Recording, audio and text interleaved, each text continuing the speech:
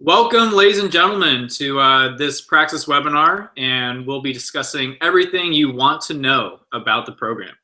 My name is Cameron Sorsby. I'm a member of the Praxis team, and I have joining me tonight is T.K. Coleman.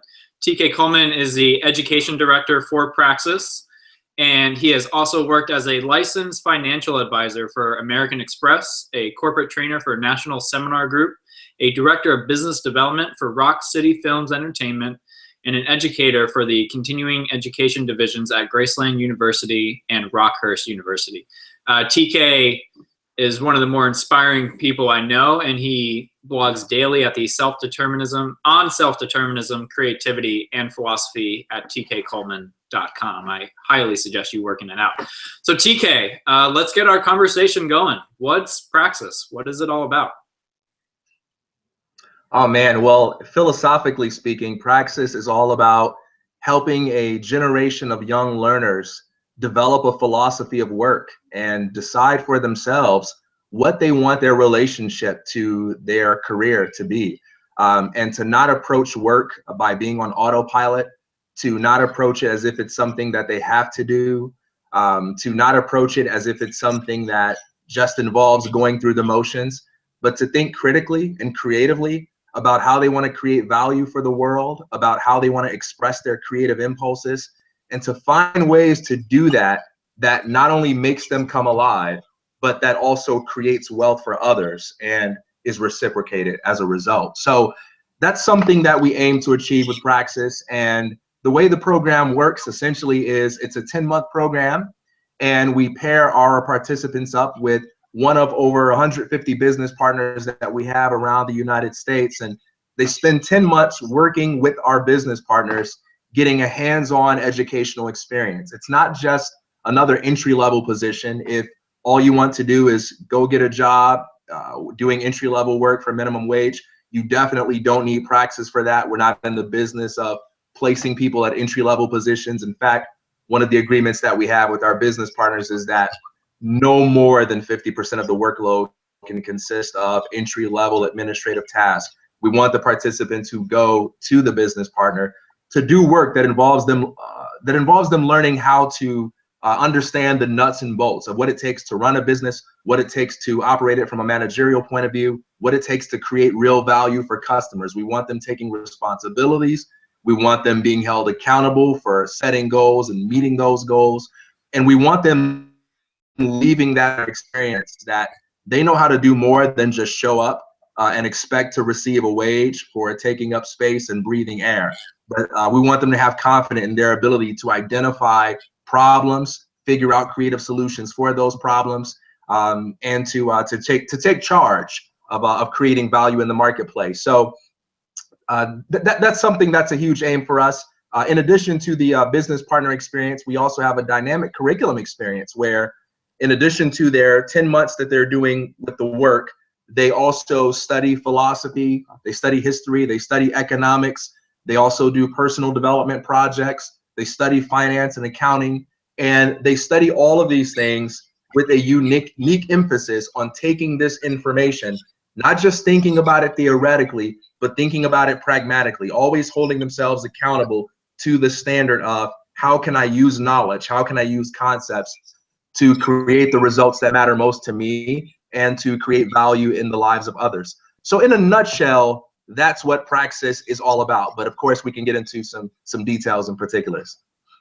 Sure. And for those that are just joining us, TK and I are going to be having a conversation about more in-depth look at Praxis and the program for about 20 to 25 minutes, and then we're going to open it up to Q&A. So just hold your questions till then. There is a text box where you can submit your questions. Feel free to do that throughout the program, and we'll make sure all your questions are answered. So TK, I'd like to get a little more into both the business and the curriculum components of the program. Let's talk about the business experience first. Could you give us some examples of just some of the different companies that current or past participants work for, and what some of the roles have been there?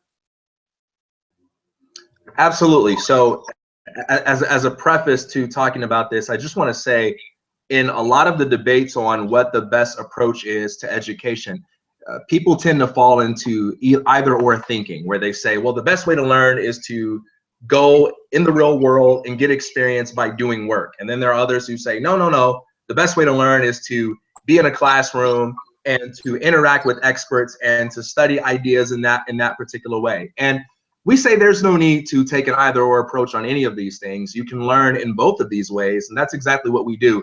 We try to combine the very best of all the various approaches to education, the very best of what you learn at a traditional university, and the very best of what you learn if you were to not just go get a job, but to have an apprenticeship with someone that runs a business. So as far as the business partner experience is concerned, we have a variety of different companies, from technology and cryptocurrency to sales and retail to healthcare. The diversity is pretty broad as far as specific things that some of our current participants do. So for instance, we had a participant working with a massage parlor. And on the surface, this may look like, oh boy, okay, so there's nothing glamorous about that. You're working at a massage parlor and anyone can just go get a job at a massage parlor. But the particular person who ran this business has a vision for establishing several franchises. But one of the experiences that this particular participant had working with that massage parlor was the opportunity to get a look at privileged information that would not typically be accessible to someone working an entry-level position or any non-managerial position. They got a chance to look at the company financial statements and get an opportunity to correlate actually seeing financial statements as they're used in that business context with what they're studying in the curriculum. So they take a business module where they learn about cash flow statements and P&L statements and balance sheets and so forth, but they actually get a chance to see not just examples in a textbook and not just definitions from an accounting book, but they get a chance to see what these statements mean when used by a real person with real customers and a real goal. They get a chance to see job applications. They get a chance to understand why people who do get hired don't get hired, why people who do get hired do get hired, why people who don't. They get a chance to sit in on sales meetings, on negotiation meetings, and they get the opportunity to look at what it means to work for a business from the vantage point of the person that has to stress out when customers are not coming in. Most of us, when we work, unless we're the ones who are running the business, we show up, we do our jobs, and we get paid for doing those jobs. Praxis participants actually get a chance to see what are the sorts of things that are necessary to make sure customers are coming through the door. What are the sorts of things that are necessary to make sure that when problems arise with these customers, those things are resolved. But they also get a chance to see too how the things they're studying as far as economics and finance and business and philosophy is concerned, how those things correlate with the day-to-day operations of a business. So that will be one example of the kind of experience that a person would get beyond a mere entry-level position. Great. You started that question off just talking about, it's not a if or then between work experience and education. What role does the curriculum play? I know we focus a lot on liberal arts. Why is it important that entrepreneurs and people that are interested in business get that liberal arts, and why do we emphasize that? Sure. It's easy to present entrepreneurship as if it's merely about working hard or making money, but really making money is a reward for creating value. Apart from having people give you money as an act of charity, the way that you make money is you meet people's needs, and you meet people's needs by creating perceived value for them. And this involves learning how to think outside the box when it comes to figuring out how to make people happy or how to make them happier, figuring out how to do things that your competitors are doing in a way that's more effective than them, figuring out ways of not limiting yourself to precedent when you're introducing possibilities to the workplace. And all of these things require the ability to think critically. Every entrepreneur I know is in some sense a philosopher, in some sense a historian, in some sense an economist.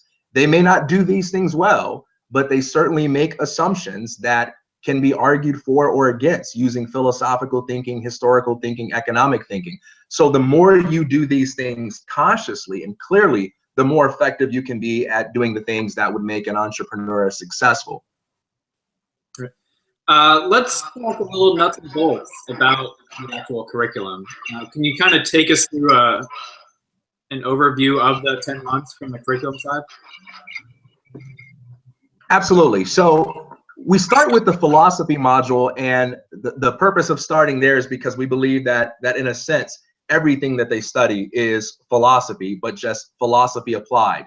So, you know, we start by learning about not just logic and critical thinking and the rules of reasoning, but we learn about different ideas espoused by different philosophers over time. We also take a look at how philosophers have subjected various disciplines to critical thinking. We take a look at everything from philosophy of science and business ethics to philosophy of religion and philosophy of art. And we conclude with the philosophy of work and philosophy of money. And the goal of that part of the curriculum is to challenge, not so much to give participants the answers or tell them how to think, but to expose them to ideas that can sort of sharpen their mental capacities and expose them to different ways of looking at things. So for instance, in the philosophy of work section, we have a piece by Bertrand Russell called In Praise of Idleness. And this involves Bertrand Russell making some arguments that are against many of the ways that we see work. And we don't seek to protect people from this. We want to expose them to that because we want to challenge them to think critically about, okay, why is Bertrand Russell wrong if he is indeed wrong? And if he's right, why is he right? You know, a lot of people mistakenly think that critical thinking is the same thing as not being impressed, or it's the same thing as just disagreeing with what authority figures say. And we want Praxis participants to do more than that. We want them to think critically about why they agree or why they disagree and develop the ability to defend their point of view. And this is not just because we think that's a good thing to do, but this is something that's required in every area of life. If you're interviewing for a job, if you're interviewing someone else and doing the hiring, if you're selling a product or a service, if you're representing, everything in life is sales. Even when money isn't involved, we're always selling people ideas. We're selling them options and opportunities, and learning how to think critically in the way that philosophy teaches you to do is something that's applicable to that. So that's why we start with that. And then as we move through the curriculum and study things like history, economics, and so forth, we want the participants to be able to look at it with that philosophical lens. So that's the starting point. But to get more into how we work through it, it's important for me that people understand that the curriculum isn't just about moving through a bunch of resources. It's not about just listening to podcasts or reading articles and reading books. It's also about conversing with your peers and interacting with scholars, experts, and entrepreneurs that can challenge you to think critically about the material in very specific ways. So every couple of weeks, we have a guest entrepreneur who meets us for a Google Hangout discussion, and we talk about the ideas. They tell us a little bit about their story. They take questions from the participants. We pick their brains, and we talk about how the things we're studying might and might not apply to the things that we want to achieve in the real world. In addition to that, we have an adjunct faculty, and even outside of that, we work with other professors from universities to come in and talk with us about these materials. We don't just have them talk about history and econ with one another, but with some of the brightest minds that are out there writing and researching on the topics. So this goes back to that earlier point about not taking an either-or approach. You want people to take things like economics and history and go out there in the real world and try to apply it. But at the same time, you want them having arguments, talking with people that disagree with them and that challenge them to answer impromptu questions and so forth. Our exams are oral exams. We have basically a no BS approach to doing the exam. At the end of the day, in the real world, the way that you demonstrate knowledge about something is by either using that information to create a result that matters to you, or communicating that information to other people in a way that's compelling or interesting or entertaining or informative or useful, or you take that information and you talk about it. And so what we do with the oral exams is we have participants talk about the information and answer questions about it that they couldn't possibly be prepared for, and tell us how they intend to use that info to do the things they want to do in life, not the things that we think they ought to do. So that's a little bit about how we approach it. In addition to that, a new feature that we have in the curriculum that is starting with our current class is we do personal development projects. We have our participants identify something that they want to do every day. It can be anything. It can be writing a blog post every day. It can be listening to a new podcast every day. We have a list of about 20 different ideas for them on possible personal development projects. But the goal of it is to learn how to show up every day, prove your ability to yourself to do something consistent, even when it's not convenient, but to also experience the level of personal transformation that comes from doing something that's explicitly designed to cultivate excellence. So those are a few things that we do and a few aspects of how we approach it. TK, what about the curriculum advisor role?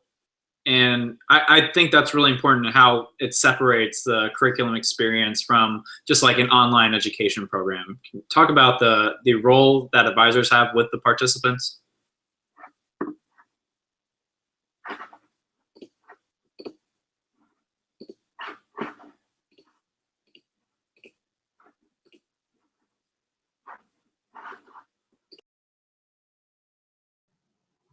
I'm saying motion from you to wait.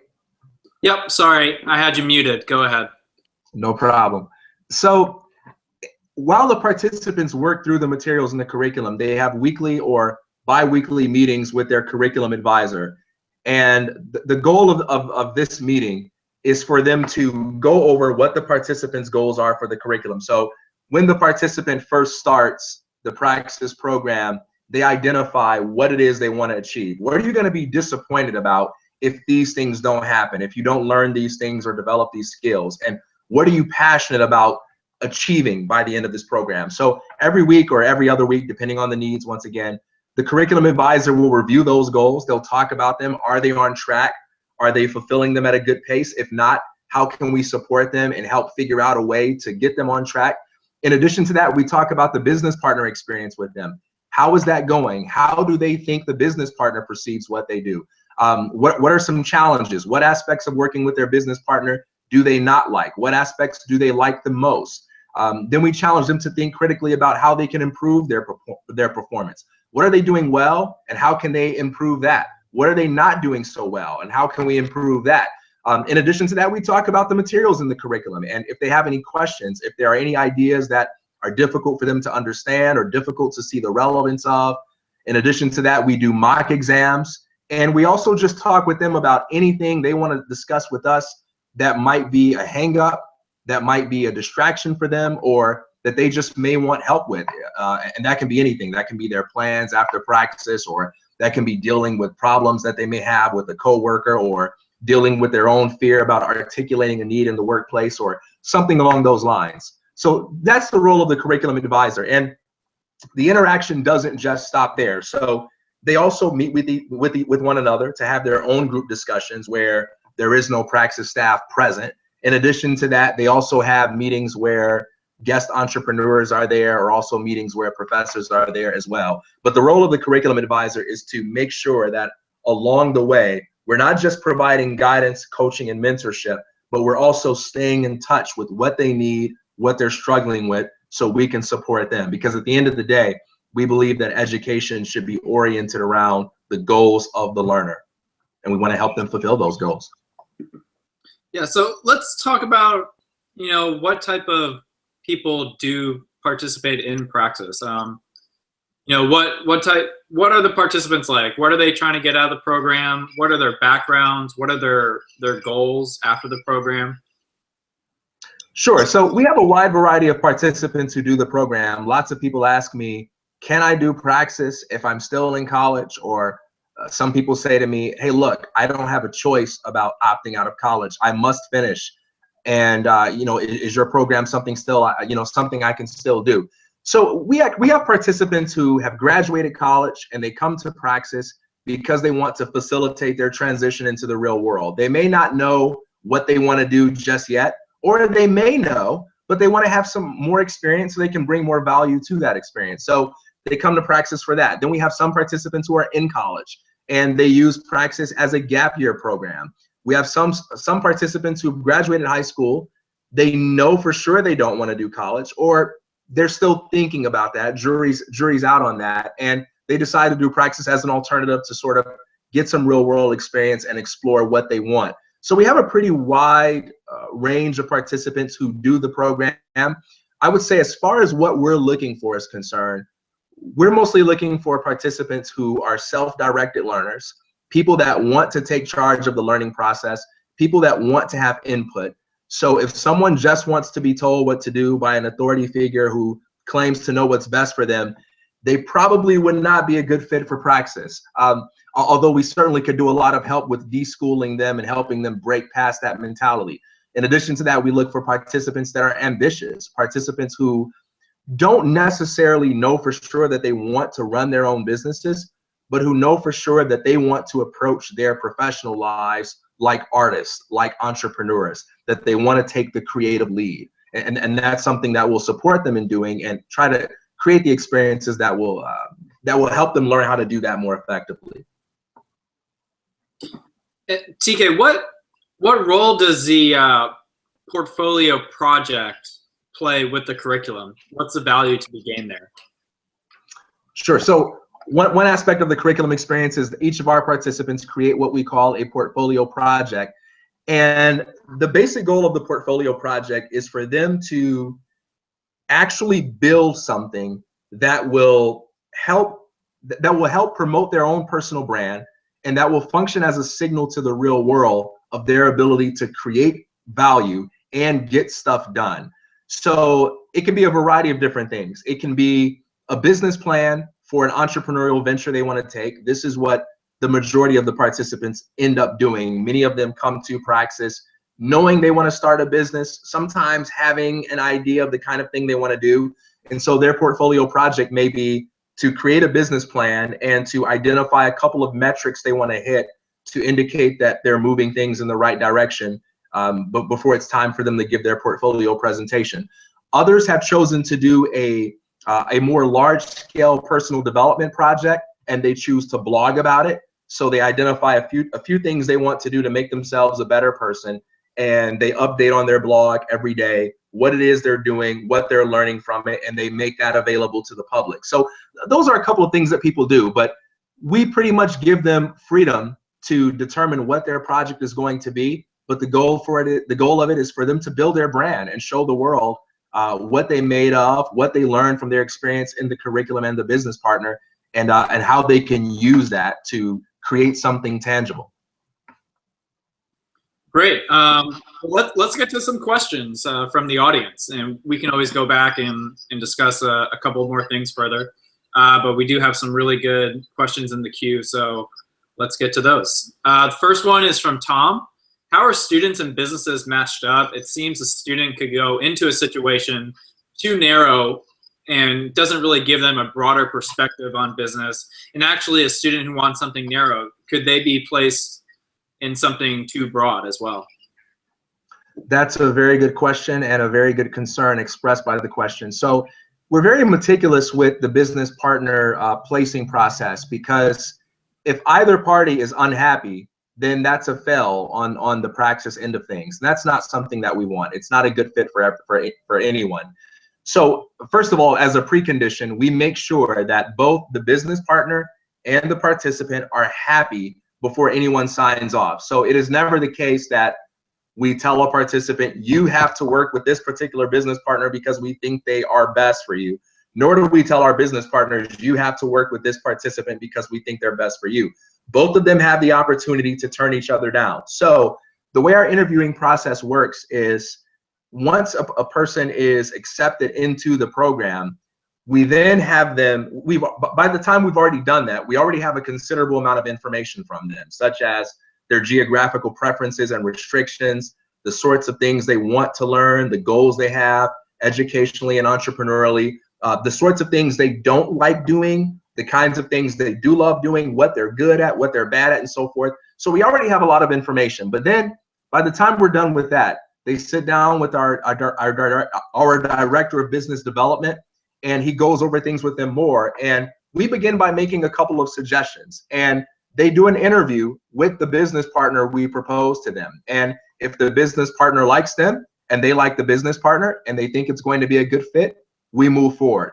If either party thinks that it's not a good fit or they have reservations, then we continue our process until we have a good match. So by the time we're done, we've made suggestions that are specifically catered to their interests, and they've had the opportunity to learn a lot about that experience and decide if it works best for them. Yeah, and just to quickly add to answering Tom's question there, we kind of have a range. Like, so we do deal with some specialists. Some people have particular skills like coding and programming, and we'll fit them in a role with a particular business model where they can be more specialized in what they're working on.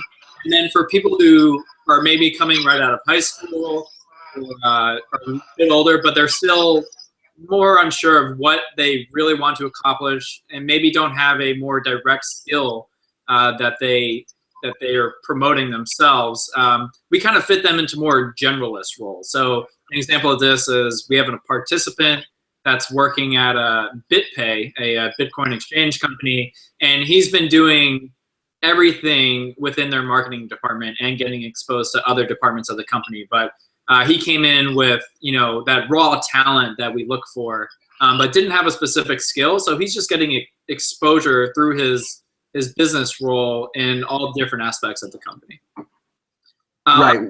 We don't force participants with specific interests to be more general than they wish to be. And we don't force participants with general interests to be more specific than they wish to be. We start with what their goals are and make sure we match them up with someone that, caters to their own interests and needs. Right. Okay, I'm just going to go down the line. Tom's second question has been voted, so it seems like Tom's got really good questions tonight. How does the business partner know the student will give them at least $12,000 worth of value in those 10 months? Are certain businesses more likely to benefit through the program? Does the business really think that the student is likely to join their firm after the 10 months? So let's take that first one. How do business partners, why are they confident that students will give them at least $12,000 in value over the program?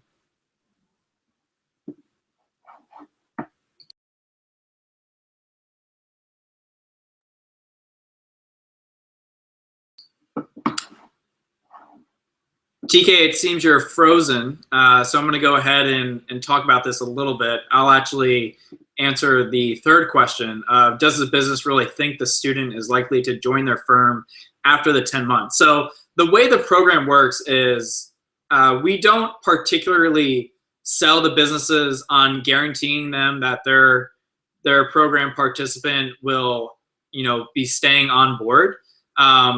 That is certainly an option for both the participant and the business, and that's something that our participants get a lot of full-time offers after the program from their business partner, and they do stay on. I was actually in the first class of Praxis myself, and all 6 of us had full-time offers from our businesses, and 5 of us stayed on at that business partner after the program. And then, how does a business partner know the student will give them at least $12,000 of value through the program? So the way our business model works is basically that we're setting ourselves up as someone who knows how to find good, young, hardworking, talented participants for our program. This decreases the transaction costs for businesses to find those good, young, talented people. And through our program, they know that the participants will be working directly with curriculum advisors, not just on the actual curriculum content, but how they can become most valuable for the business they're working for and for any future businesses they either start themselves or work for in the future. So the businesses are aware that we work very closely with our participants on professional development, and I think that's probably the best thing I can say about that is we give them confidence that our application process is very thorough in reaching good, young, talented people, and then they themselves have the opportunity to interview the participants. So we're not just forcing participants upon our business partners; they have an opportunity to do their own interviewing and getting to know the potential participants. All right, let's move on to another question. We got Tamina. Hi, TK and Cameron. Thanks for the great session. Do all students work on the same level of difficulty in the educational modules, or would it be catered to their current knowledge in the field? Good question, Tamina. I would say we have a wide range of participants, as we've talked about today. Everything from people coming right out of high school to college graduates. So some of them will have more knowledge on a specific topic in the curriculum. So for example, when I did the program, I was working at the Foundation for Economic Education, and one of the modules is on economics. And a lot of that content in the module I had been exposed to in the past, just through my work and personal education before the program. So what I decided to do, and this is widely acceptable through the program, we really want participants to take control of their own education through the program and tailor it to their needs. So I spent half the module reviewing a lot of the really good content that was already in the module. And then the other half of the time, I just read Human Action, which is a great economic treatise by Ludwig von Mises. And that really pushed me to challenge myself. And then when it came to my oral exam, I was able to tailor that exam to the knowledge I was actually consuming. So just to answer briefly, participants are able to tailor their own education through the modules, but how the modules are set up, whether you have extensive knowledge on one topic or another, especially through like the first 3 modules of philosophy, history, and economics, which are more abstract, it's always helpful to deal with those abstract theories and whatnot, whether you're a beginner or a little more experienced with the content. For example, our founder, when he was putting together the modules with professors from the fields, and he would go through them.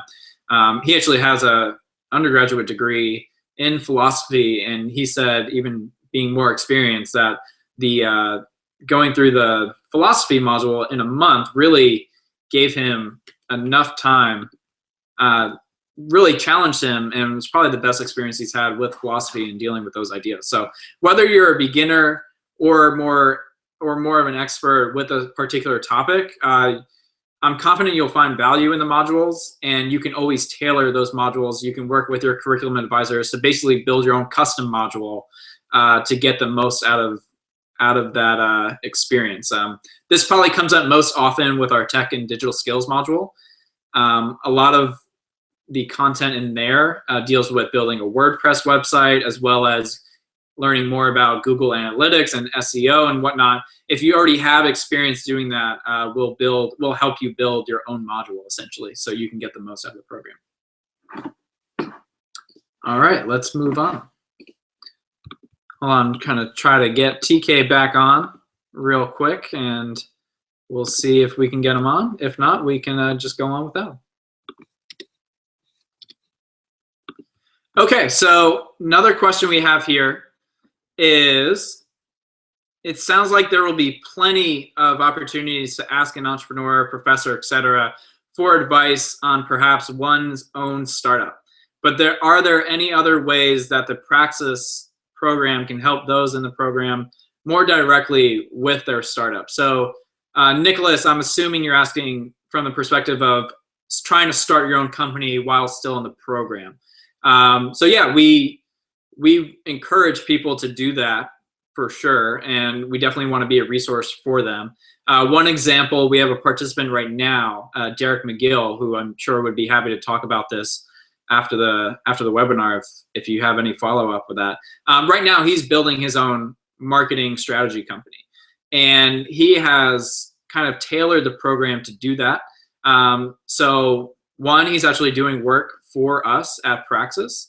So he's getting tremendous experience starting his own company with us as a client.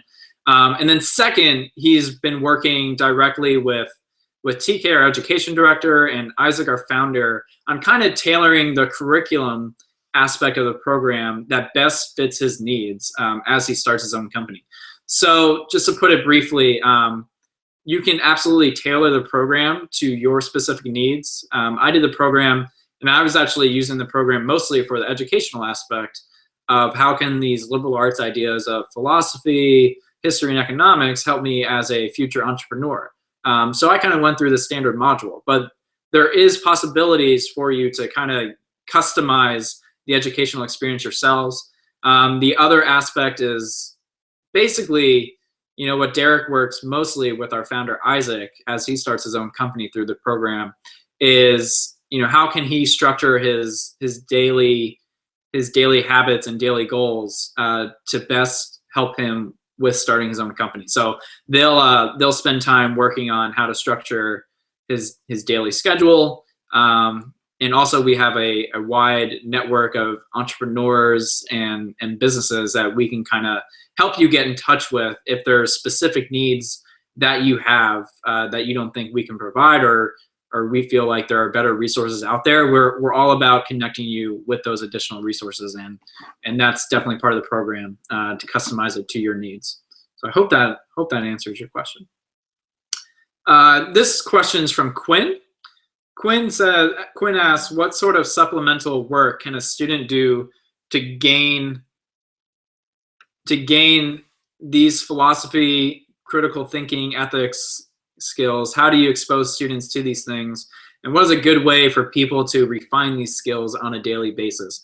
So Quinn, I'm assuming you're asking from a general like college or high school student who's not doing the program, how can they kind of work these types of supplemental ideas and skills into their own lives?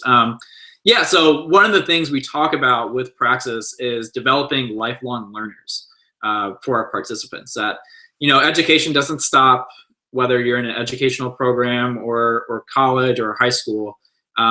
Education should always be a part of your day-to-day life for the rest of your life.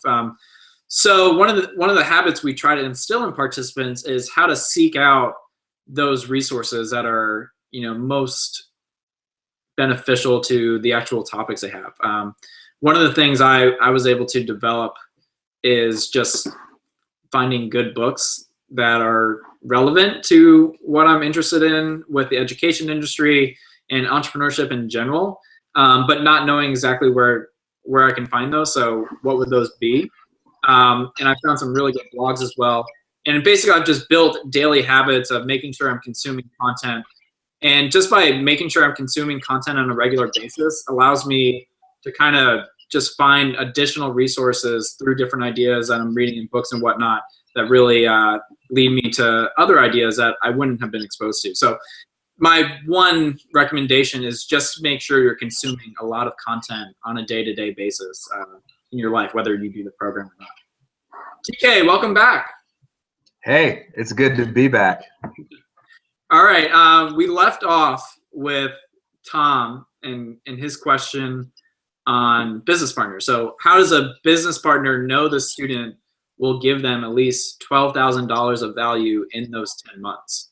I talked a little bit about how basically Praxis is setting up as someone that's building a reputation to connect business partners with young talented people, and that business partners, as we grow, are trusting us more and more with our thorough application process, and that they also get the chance to interview potential participants that would be working with them. Do you have anything to add there?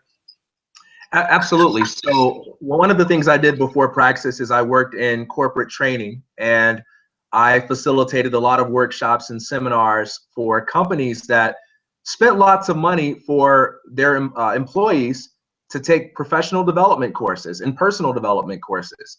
In other words, employers have a vested interest in making sure that the people who work for them are constantly learning things and practicing things that will make them of greater value.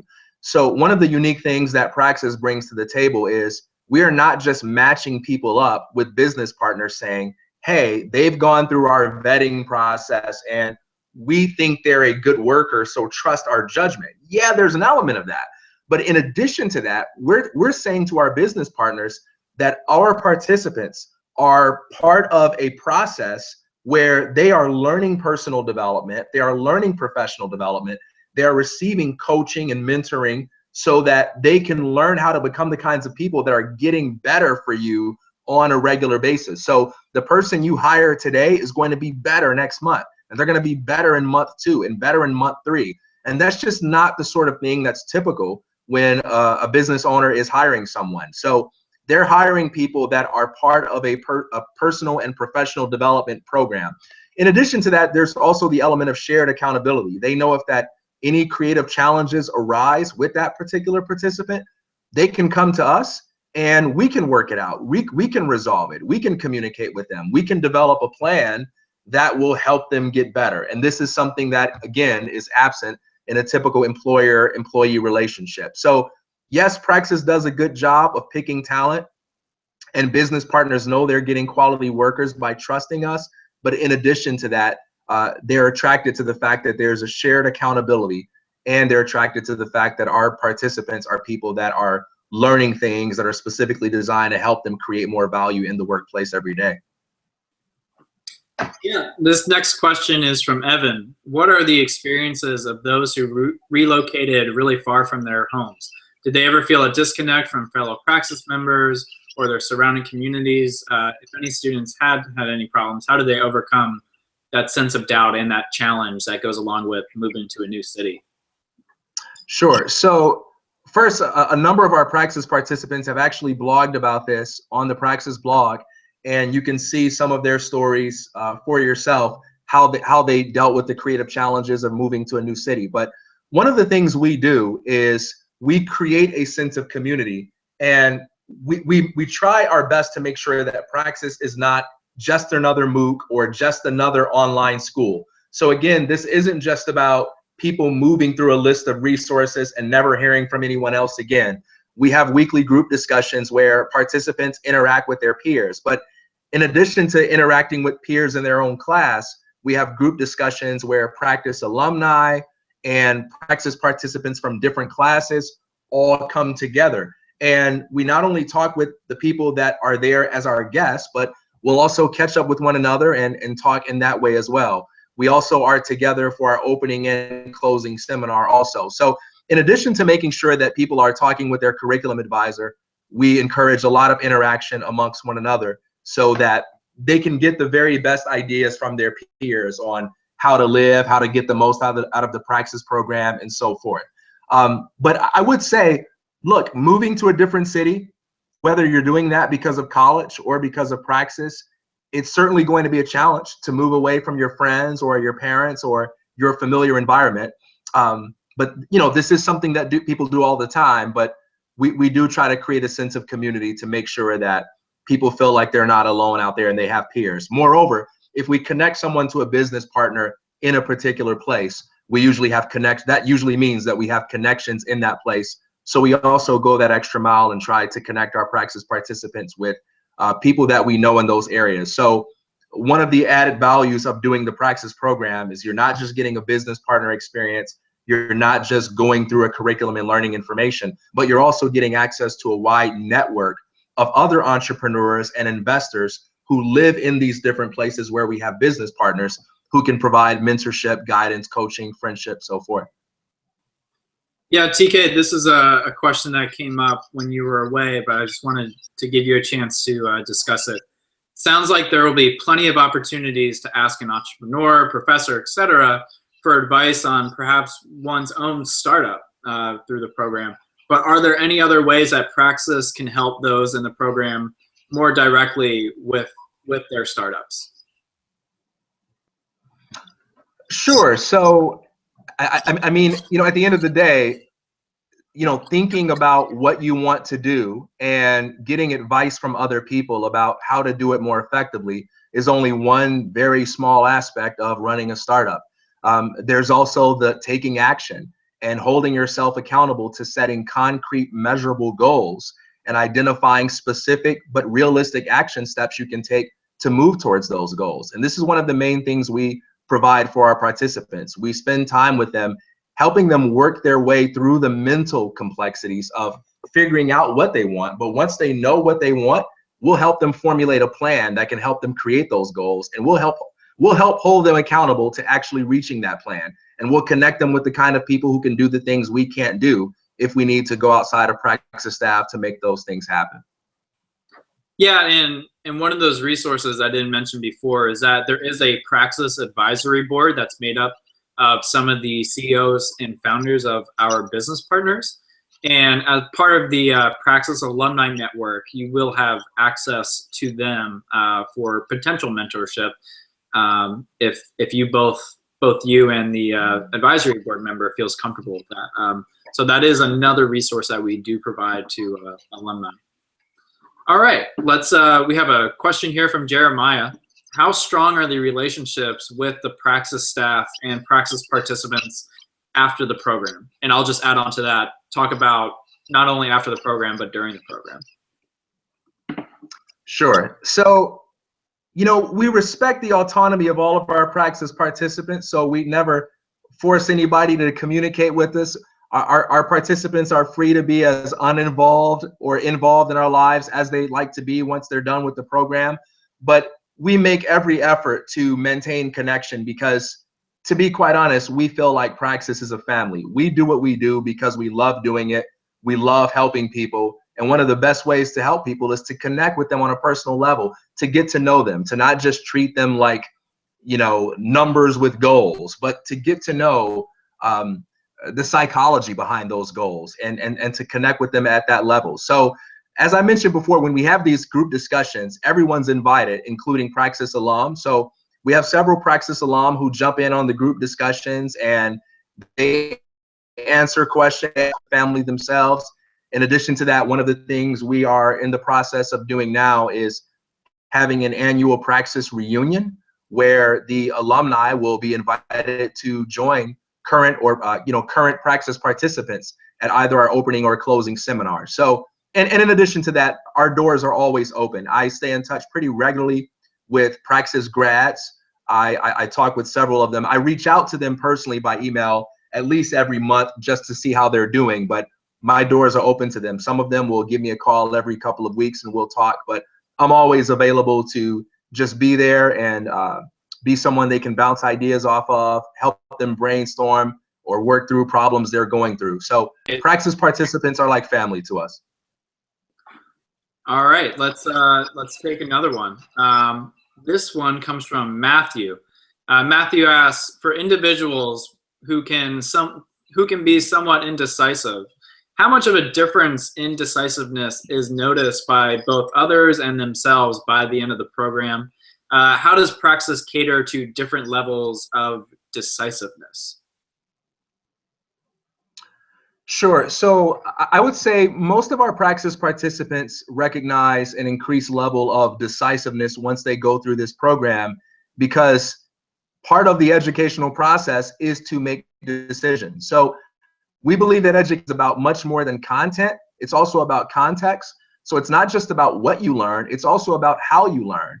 And we believe that how you learn ought to involve decisions you make about what's important to you, about what matters to you. So it is not that you, every single step of the way, what you study, what you read, how you're examined. We're challenging you at every single step to work your way through these things. Now, some people have an easier time adapting to that than others. So some people need less work, some people need less help, and they just sort of go off and do their own thing and they don't need a whole lot of help. And there are some people who would like 2-3 times a week to get help with what they need. We're here to give our participants whatever it is they need. Some of them need more help, some of them need less help than others, but decisiveness is something that they definitely learn and that they definitely improve, because from day one, going through the program requires you to make decisions every step of the way about what you want, how you want to be held accountable for creating that, and what actions that you want to take. And we'll help you with that, but we definitely don't make the decisions for you. TK, I wanted to give you an opportunity to answer this question. You'll like this one. This is from Tamina. Do all students work on the same level of difficulty in the educational modules, or would it be catered to their current knowledge in the field? Sure. So we begin the curriculum with a basic template. The material in the curriculum has been curated by a wide variety of entrepreneurs and professors. And the material that's there, the participants can pick from that material what they want to study. However, everything in the curriculum is open to challenge. So if any participant feels that the options that are made available to them aren't at their aren't at their level of interest or at their level of knowledge, then they can challenge that and they can suggest, or we can work with them to find some kind of substitute that would be more conducive to what it is they want to know or what it is they feel like they're capable of learning or so forth. So the curriculum experience is infinitely customizable. There's no aspect to the curriculum experience that we force upon participants. So if they want to do something different than what we suggest, all we do is we challenge them to identify what that might be and be able to argue it, be able to defend it, be able to explain why this is not in accord with your goals and what you would prefer to be doing. And we can help them do that as well if they need that kind of help. Okay, we have two more questions. First one I'll bring up is from Tom. Are business partners advocates for this alternative education idea before they bring on a student? Are they typically small businesses, risk takers, and are there business partners that are taking on second and third students? So at the beginning, all of our business partners were people that loved the idea, and they loved the people that were doing Praxis, respected and trusted the Praxis team, and said, I want in. I love your mission. I love your vision. I love what you're doing, and I want in. When we had our first class, who we graduated in November, we had 6 participants in the first class, and all of the business partners loved working with those participants so much that they offered them the opportunity to stay on. The majority of them did. There were a couple who had other goals they wanted to pursue. We had one participant who wanted to go on to pursue graduate studies. We had others who had other business ideas that they wanted to pursue. So in any cases where that offer was not accepted, it was because the participant had a better opportunity. So clearly the business partners were satisfied with them. And another thing we'd say is the standard we hold ourselves to is our goal is to have the participants do the kind of work that will cause that business partner to make them an offer, whether they want to accept that offer or not. That's the standard we hold ourselves to. We want your business partner crying when you leave. We want them saying, no, no, no, please don't leave. You brought so much value to our company. You're so pleasant to have around. We want to make you an offer to stay. That's the goal we hold ourselves to. And so far, we're doing pretty well with that. And then one more. We have about 7 more minutes. So touch upon this for a few minutes, and I'm going to give you a chance to say some last words about the program. What sort of supplemental work can a student do to gain critical thinking, philosophy, ethical skills? And how do you expose students to these things? And what is a good way for people who are doing the program or not to continue to refine these skills on a daily basis? So my personal conviction is that philosophy is a conversational discipline. Philosophy isn't just about having ideas that you think are cool. It isn't just about reading books and sitting in an ivory tower or sitting alone in your room thinking about things. Philosophy is about having conversations with people who think differently from you. So if you are a religious person, have conversations with people who are atheists. If you are an atheist, have conversations with people who are religious. And don't just go seek out people who disagree with you, but seek out people who might be more educated than you. It might be more informed about these kinds of things. So if you're a religious person, go seek out an atheist professor. If you're an atheist, go seek out a religious professor. Go seek out people who know what they're talking about and have arguments to support what it is they believe. So conversation is huge. In addition to that, I would say read books that challenge you, read books that inspire you to think differently, that take you outside of your familiar boundaries. Those would be a couple of things I would suggest if you really want to refine your critical thinking skills. Yeah, you can do things like brain games. Yeah, you can do logic puzzles and that sort of thing. But I think nothing beats studying the ideas of people who think differently from you and seeking out conversation where you can actually argue with people who have different ideas and challenge you to grow. And even if those people don't convince you of what they believe, they will force you to get better at explaining the rationale behind your own beliefs. So those would be a couple of suggestions that I would make if you want to improve your critical thinking skills. Great, thank you, TK. We're going to wrap up soon, but I just want to give you an opportunity to give some last words about the program. What do you think it is that makes Praxis unique and really valuable for young people today? I think we place a unique and realistic emphasis on combining the intangible with the tangible in our approach to education. You know, people say all the time that the value of education is intangible and that you can't quantify it. But one of our convictions is that, number one, you should never limit your focus on education solely to money. You should think about more than just making money when you're approaching the learning process. And at the same time, you should never exclude financial considerations from your educational process, because one of the things you're going to need to do in life, unless you're one of the few people in the world who never have to think about work, is you're going to have to find a way to make a living. And you can approach that as if it's something that's a curse, or you can approach it as if it's a gift. You can approach that as something that you have to do, or you can approach that as something that you get to do.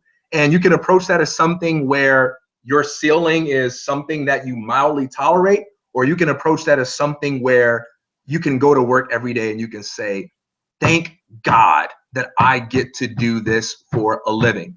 And we approach education in a way that says, hey, look, the value of education is intangible. You can't put a price tag on how much knowledge matters.